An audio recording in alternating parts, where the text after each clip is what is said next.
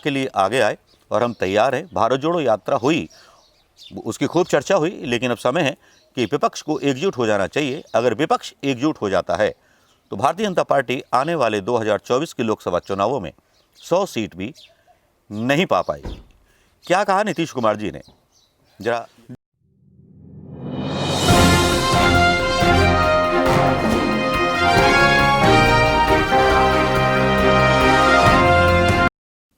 दोस्तों नमस्कार, सलाम वालेकुम, सत श्री अकाल। जी हाँ दोस्तों, बात करेंगे राहुल गांधी की। भारत जोड़ो यात्रा के बाद से जैसे सूनापन आ गया है, चर्चाएं चलनी बंद हो गई हैं भारत जोड़ो यात्रा के बारे में। अब कोई खबर नहीं आती। लास्ट जो पिक्चर थे राहुल गांधी की, वो आई थी स्केटिंग करते हुए, जिसको देख करके भारतीय जनता पार्टी के लोग काफी जल भुन गए थे। लेकिन इस बीच हेमंत बिस्व शर्मा क्या कह रहे हैं राहुल गांधी के बारे में, उसका एनालिसिस करना जरूरी है। हेमंत विश्वकर्मा जो असम के मुख्यमंत्री हैं, जो आजकल भारतीय जनता पार्टी के बड़े खासम खास बन गए हैं, जिनसे राहुल गांधी ने मिलना गवारा ना समझा था, जिनके ऊपर भ्रष्टाचार के आरोप थे, करप्शन के आरोप थे, उनसे मिलना गवारा ना समझा था, गोगोई परिवार के खिलाफ जाना उचित ना समझा था। आज वही हेमंत बिस्व शर्मा हालांकि जो है राहुल जी कहते हुए नजर आए, उनके अंदर डर भारत जोड़ो यात्रा का बैठा हुआ साफ दिखाई दे रहा था। लेकिन यहां जो वो बोले, कुछ सच्चाई बोले और कुछ ठीक बोले, कुछ गलत बोले, कुछ सही बोले। क्योंकि जो उन्होंने बोला कि राहुल गांधी चुनाव से होके नहीं गुजरे, गुजरात से होके नहीं निकले, उनको साइड लाइन कर दिया गया है राहुल गांधी को। आजकल उनको बोला गया है बस पदयात्रा करते रहिए, पदयात्रा में चलिए, चुनावों जहां चुनाव है वहां मत जाइए आप। और गुजरात चुनाव हारे, जबकि गुजरात चुनाव में राहुल गांधी का पिछली बार का जो मतलब प्रदर्शन था, वो इस बार अगर राहुल गांधी वहां होते, इस बात से कोई इनकार नहीं कर सकता कि राहुल गांधी वहां होते तो इस बार शायद भाजपा के लिए मुश्किल हो सकती थी। लेकिन भारतीय जनता पार्टी की राह आसान बना दी गई। कौन लोग हैं कांग्रेस में जिन्होंने यात्रा का रूट बनाया था गुजरात से बचा करके? कौन है वो लोग जो संघ के लोग हैं, जो राहुल गांधी को अटैच नहीं होने देना चाहते कांग्रेस के कार्यकर्ताओं के साथ? कौन है वो लोग जो घेरा बना लेते हैं राहुल गांधी के आसपास? लेकिन पहले हेमंत बिस्व शर्मा का यह बयान आप सुनिए। जी को कांग्रेस का लोगों ने बोल दिया कि आप पैदल मारते रहो, हम लोग ऑफिस संभालेगा, आप पैदल मारते रहो, और चुनाव वाला प्रदेश में मत जाओ। चुनाव जहां नहीं है वहां पैदल मारो। यहाँ के भी गुजरात का चुनाव कंप्लीट हो गया, अभी गुजरात में वो क्या पद यात्रा करेगा। तो राहुल जी से बचने के लिए कांग्रेस का लीडर लोग तो माहिर है, वो लोग एक तरीका निकाल लिया है कि उनको थोड़ा जिम एक्सरसाइज के लिए दौड़ाते रहो, हम लोग खुश रहेंगे। उत्तर पूर्व के राज्यों में भी नहीं आए राहुल गांधी, और इसी जहां मेघालय में हमारी मौजूदगी है, यहाँ पर कांग्रेस के एक समय में 21 विधायक थे, जिनमें से ज्यादातर टीएमसी में चले गए। देखिए, नॉर्थ ईस्ट कांग्रेस का गर्व था जी। आज त्रिपुरा में इतना बड़ा चुनाव हुआ, राहुल जी को दिखाई नहीं दिया। गुजरात में चुनाव हुआ, दिखाई नहीं दिया है। मतलब अभी उनका दिमाग में ही घुस गया है कि हमको पद यात्रा करना है। भाई करो ना पद यात्रा, आपको अच्छा ऑक्सीजन मिलेगा, उसमें हमारा क्या तकलीफ। वो पद यात्रा कर रहे हैं तो बीजेपी क्या कर रही है? वो हवा ऑक्सीजन हवा खा रहे हैं और हम लोग ऑक्सीजन को क्लीन कर रहे हो। हम लोग हवा ये को बयान आपने सुन लिया होगा राहुल गांधी के बारे में जो वो बोल रहे थे। इस बयान का थोड़ा सा एनालिसिस आप भी कीजिए, क्योंकि भारत जोड़ो यात्रा तो निकल गई, लेकिन इसी बीच नीतीश कुमार के ऊपर बहस चलने लगी।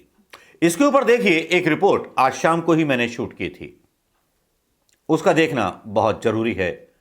जरूरी इसलिए भी है कि उसमें एक ऐसा एनालिसिस है जो जमीन से जुड़े कांग्रेसी कार्यकर्ताओं से ताल्लुक रखता है। सुनिए इस एनालिसिस को। भारत की राजनीति में जब थोड़ी सी एकदम से तकरार, तकरीर और बातें छिड़ जाती हैं, जब नीतीश कुमार का एक बयान सार्वजनिक रूप से आता है, सार्वजनिक रूप से बोला जाता है, ये बयान सर्व विपक्षीय दलों की एक बैठक से शुरू होता है, जिसमें नीतीश कुमार और भी पार्टियों के कई बड़े नेता शामिल होते हैं, जिसमें नीतीश कुमार ये कहते हुए सुनाई देते हैं कि हम तो कांग्रेस का इंतजार कर रहे हैं, कांग्रेस विपक्षी दलों की एकता के लिए आगे आए और हम तैयार हैं। भारत जोड़ो यात्रा हुई, उसकी खूब चर्चा हुई, लेकिन अब समय है कि विपक्ष को एकजुट हो जाना चाहिए। अगर विपक्ष एकजुट हो जाता है तो भारतीय जनता पार्टी आने वाले 2024 के लोकसभा चुनावों में 100 सीट भी नहीं पा पाएगी। क्या कहा नीतीश कुमार जी ने, जरा ये सुन लीजिए।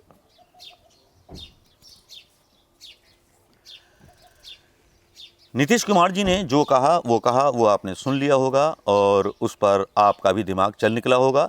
हालांकि उनके बयान पर भारतीय जनता पार्टी के नेता जो बिहार से बिलोंग करते हैं या केंद्र में हैं, उन्होंने सवाल उठाने शुरू कर दिए। उन्होंने कहा कि जिस नीतीश कुमार से बिहार नहीं संभल रहा, वो हिंदुस्तान क्या संभालेंगे और क्या विपक्षी दलों की एकता की बात करेंगे। कुछ भारतीय जनता पार्टी के नेताओं ने तो यहाँ तक आरोप लगा दिया कि कल तक जो भारत जोड़ो यात्रा में शामिल नहीं हो रहे थे, अब वो कांग्रेस का गुलाम बनने को तैयार है। थोड़ा सा विरोधाभास नज़र आता है और विरोधाभास नज़र आना भी चाहिए। उधर दूसरी तरफ अगर कांग्रेस की बात करें तो कांग्रेस का सबसे बड़ा प्रोग्राम भारत जोड़ो यात्रा, जिसमें राहुल गांधी ने थोड़ी सी उम्मीद जगाई थी, कम से कम 4000 किलोमीटर पैदल चल करके, जिसमें उनकी टी शर्ट से लेके जूते से लेके हर चीज़ की चर्चा की गई। जो 4-5 महीने में 4000 किलोमीटर पैदल यात्री चले, भारत यात्री चले, क्या किसी भी कांग्रेस स्टेट की सरकार ने या किसी कांग्रेस के नेता ने उनको बुला करके सम्मानित किया, या उनके बारे में कोई डिस्कशन या उनके बारे में कोई जिक्र आपस में चला? ऐसे ही पत्रकार, कैमरामैन, फोटोग्राफर, खासतौर से इलेक्ट्रॉनिक मीडिया के ज़्यादातर राज्यों में सुबह 6 बजे से पैदल चले। कुछ यूट्यूबर्स भी थे, कुछ पत्रकार भी थे, जर्नलिस्ट भी थे। क्या किसी को मल्लिकार्जुन खड़गे साहब ने या मीडिया सेल का प्रबंधन देख रहे कांग्रेस के नेता ने बुला करके सम्मानित किया या कुछ पूछा? ये प्रश्न उठाए एक जाने माने पत्रकार शकील अख्तर ने। उन्होंने पैदल चलने का रिकॉर्ड बनाया, मगर यात्रा के बाद उन्हें भी भुलाकर 2 बातें करने, चाय पिलाने की किसी को याद नहीं आई। राज्यों में कांग्रेस के नेता यह कर सकते थे, अपने राज्य में यात्रियों का सम्मान करते एवं उनके अनुभवों को साझा करते। अभी हमने एक 88 वर्षीय करुणा प्रसाद मिश्रा का एक वीडियो बहुत वायरल हुआ था, जिसमें वो अकेले चल रहे थे तिरंगा लेकर के, लेकिन बहुत गजब बातें कही थी उन्होंने। कांग्रेसियों के लिए विशेष यह है कि इससे राहुल की संवेदनशील छवि जो है निखरती है। सभी यात्रियों के पास ऐसे अलग अलग अनुभव होंगे जिनसे राहुल गांधी ने इंटरेक्शन किया होगा, बातें की होंगी, किसी के साथ खाना खाया होगा, चाय पी होगी, छोटी छोटी बातें, लेकिन उसकी कोई अब चर्चा नहीं हो रही।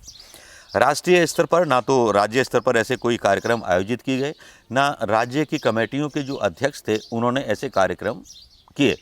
हाँ, ये ज़रूर चलता रहा, सचिन पायलट बनाम अशोक गहलोत, और जितने भी कांग्रेस के अध्यक्ष हैं वर्तमान समय में, चाहे कर्नाटक हो, तमिलनाडु हो, या जहाँ भी कांग्रेस विपक्ष में है या सत्ता में, वहाँ पर हुआ ये कि राज्य में यात्रा निकलने की जगह वो सारे नेता राहुल गांधी के आसपास अपनी उपस्थिति दर्ज कराते हुए भारत जोड़ो यात्रा में कुछ दिन पैदल चल रहे थे और दिखाई दे रहे थे। लेकिन यह सबसे बड़ा आश्चर्य होता है कि दिग्विजय सिंह अचानक से भारत जोड़ो यात्रा के 70 mm के पर्दे से पूरी तरह से गायब हो जाते हैं। याद होगा उन्होंने एक बयान दिया था पुलवामा के ऊपर, जिस पर जयराम रमेश ने उनको रोक दिया था और उसको वो आत्मघाती मान रहे थे। जयराम रमेश ने भी जॉर्ज सोरोस का कुछ इसी तरह से विरोध किया है कि उनको हमारे यहाँ बीच में नहीं बोलना चाहिए। मेरी समझ में ये नहीं आता कि कांग्रेस के अंदर राजनीतिक समझ की कमी है, राजनीतिक चिंतन की कमी है, या राजनीतिक दूरदर्शिता का अभाव हो गया है। समझने वाली बात ये भी है कि कांग्रेस का आगे का प्लान क्या होगा। विपक्षी दलों की एकता का नेतृत्व क्या कांग्रेस करेगी? प्रियंका गांधी जहां जोर शोर से भारत जोड़ो यात्रा में नजर आ रही थीं, वो कहीं गायब हो गई हैं। हाँ, सोशल मीडिया पर उनके साथ रहे संदीप सिंह के ऊल जलूल ट्वीट आते रहते हैं। जैसा कि उन्होंने अभी भगवान शंकर के ऊपर एक ट्वीट कर दिया, उन्होंने भगवान शंकर पर ट्वीट कर दिया, जाति पर ट्वीट कर दिया, तो लोगों ने उनको अच्छी तरह से ट्रोल कर दिया। उन्होंने ये लिखा था कि अगर भगवान राम क्षत्रिय थे और कृष्ण भगवान यादवों के हैं, यदुवंशी हैं, तो फिर शिव जी की जाति क्या थी? हनुमान जी को आदिवासी बता चुके हैं ऑलरेडी योगी आदित्यनाथ। मेरी बात समझ में नहीं आती, ये ऐसे कौन से मूर्ख हमारे देश में पैदा हो गए जो ईश्वर भगवान को भी जातियों में बांट करके देखने लगे हैं। या तो उन्हें पुराणों की समझ नहीं या सनातन धर्म की समझ नहीं। व्हाट्सएप यूनिवर्सिटी पर जो सनातन धर्म का पाठ और जो श्लोक भेजे जाते हैं उन्हीं में सोच लिया जाता है कि ये ही हमारा हिंदू धर्म है, सनातन धर्म है। सनातन धर्म की विशेषता पढ़ने के लिए अगर आपको जानना है तो दुर्गा सप्तशती का पाठ कीजिए, समझिए कि उसके मूल भाव में क्या है। शिव पुराण को पढ़िए और समझिए कि उसके मूल भाव में क्या है। अभी रामचरितमानस के बारे में भी पिछले 15 दिनों से काफ़ी बहस चली। स्वामी प्रसाद मौर्य ने भी बढ़ चढ़ कर के बयान दिए। क्या हमें धार्मिक पुस्तकों का अपमान करने का अधिकार